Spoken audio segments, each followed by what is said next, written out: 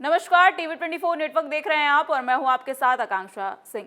2027 में होने वाले विधानसभा चुनाव और 2026 में होने वाले पंचायत चुनाव से पहले अखिलेश यादव ने बीजेपी के खिलाफ बड़ा दांव खेल दिया है और इस बार उन्होंने आधी आबादी यानी कि महिलाओं के लिए काफी कुछ करने का वादा भी किया है। आपको बता दें कि रविवार को अखिलेश यादव ने एक प्रेस कॉन्फ्रेंस की और उस प्रेस कॉन्फ्रेंस के दौरान अखिलेश यादव ने काफी कुछ कहा, जिसमें कि योगी सरकार के कान खड़े हो जाएंगे। दरअसल उन्होंने कहा कि सबसे ज्यादा महिलाओं के साथ शोषण बीजेपी सरकार में हो रहा है, इसलिए बीजेपी से महिलाएं दूरियां बना रही है। इससे ये कहीं ना कहीं साफ होता है कि अखिलेश यादव अब समाजवादी पार्टी को उसकी पुरानी छवि से बाहर निकालने की कोशिश में जुटे हुए हैं।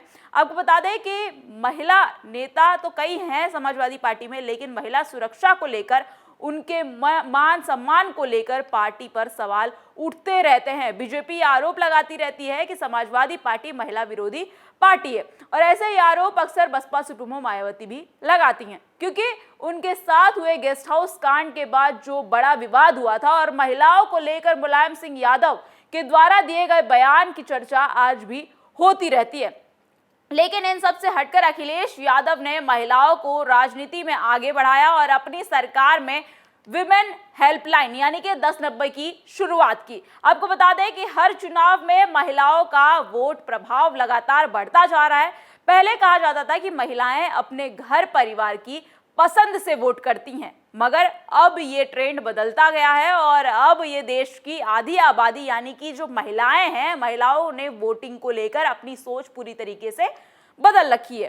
बात की जाए अगर बिहार की, तो बिहार में नीतीश कुमार की सबसे बड़ी ताकत महिला वोटर्स हैं। वहीं बंगाल में ममता बनर्जी और मध्य प्रदेश में शिवराज सिंह चौहान, जो कि पूर्व में मुख्यमंत्री थे, उन्होंने भी महिलाओं का काफी समर्थन मिलता रहता था और ये देखा भी गया था। ऐसे में बीजेपी ने भी महिला वोटरों के लिए बहुत ज्यादा काम किया है और चुनाव में इसका काफी ज्यादा फायदा भी बीजेपी को मिलता देखा जाता है। और अब अखिलेश यादव भी उसी राह पर चलने की कोशिश कर रहे हैं, क्योंकि अखिलेश यादव को यह लगता है कि बीजेपी महिलाओं से अब मोहभंग हो रही है और महिलाओं का एक वर्ग ऐसा भी है जो कि अखिलेश यादव और उनकी पत्नी यानी कि मैनपुरी से सांसद डिंपल यादव को उनके रिश्ते को लेकर उन्हें अपना हीरो मानता है।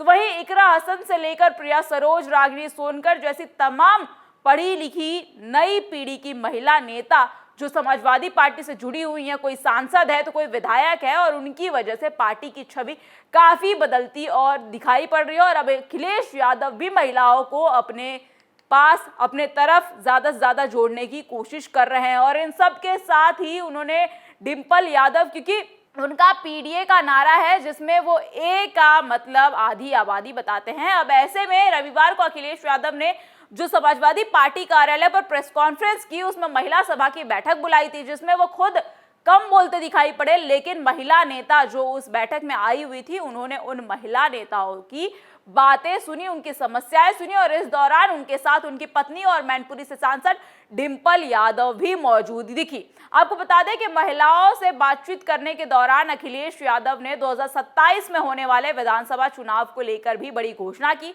जिसमें उन्होंने कहा कि 2027 में सपा की सरकार बनने पर महिलाओं को स्त्रियों के लिए सम्मान की समृद्धि योजना लागू की जाएगी। इसके तहत महिलाओं को 3,000 रुपए महीने की सम्मान राशि दी जाएगी। इसके जरिए गरीब महिलाओं को मदद होगी। साथ ही अखिलेश यादव ने भाजपा सरकार पर आरोप लगाते हुए कहा कि समाजवादी पेंशन की योजना को दूसरे राज्यों में नकल कर लागू किया गया, लेकिन यहाँ भाजपा सरकार उत्तर प्रदेश में धोखा दे रही है। साथ ही उन्होंने ये भी कहा कि महिलाओं के साथ बीजेपी सरकार में सबसे ज्यादा शोषण हो रहा है, इसलिए बीजेपी सरकार से महिलाएं अब दूरियां बना रही हैं। हालांकि अभी ये तय नहीं हुआ है कि इस योजना का ब्लूप्रिंट क्या होगा, क्या ये योजना सभी तरह की महिलाओं के लिए है या फिर कोई कैटेगरी बनी हुई होगी, क्योंकि आपने इससे पहले देखा होगा कि शिवराज सिंह चौहान ने भी मध्य प्रदेश में लाडली बहन योजना की शुरुआत की थी और वो काफी ज्यादा सुपर डुपर हिट भी देखने को मिले।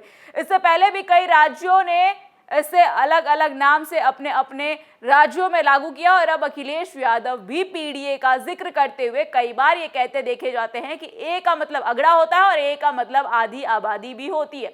और अब अखिलेश यादव ने ये कहा है कि वो आधी आबादी को चुनाव में ज्यादा से ज्यादा मौका देंगे, ज्यादा से ज्यादा लोगों को टिकट देंगे। वहीं अखिलेश यादव ने विदेश नीति पर सवाल उठाया और कहा कि जिस तरीके से विदेश नीति को लेकर कहा जा रहा है उस पर उन्होंने सवाल उठाते हुए कहा कि दुनिया देखती है कि आप किसके साथ खड़े हैं बुरे वक्त पर। अगर आप बुरे वक्त में अपने मित्र का साथ नहीं देते जिसने कभी आप पर एहसान किया हो, तो देश की फॉरेन पॉलिसी के साथ बहुत बड़ा धोखा होगा। अब जिस तरह से अखिलेश यादव समाजवादी पार्टी को पुरानी छवि जो खो गई थी, जो पुरानी छवि थी समाजवादी पार्टी की, उससे बाहर निकालने की कोशिश में जुटे हुए हैं। लेकिन अब यह सवाल यह है कि क्या अखिलेश यादव के साथ 2027 के चुनाव में ज्यादा से ज्यादा महिलाएं जुड़ेंगी? क्या समाजवादी पार्टी बीजेपी को विधानसभा चुनाव में मात दे पाएगी? सब देखने वाली बात होगी। लेकिन ये खबर आपको कैसी लगी हमें कमेंट सेक्शन में कमेंट करके जरूर बताइएगा। ऐसे देश और दुनिया की तमाम खबरें देखने के लिए बने रहिए हमारे साथ टीवी 24 नेटवर्क के साथ।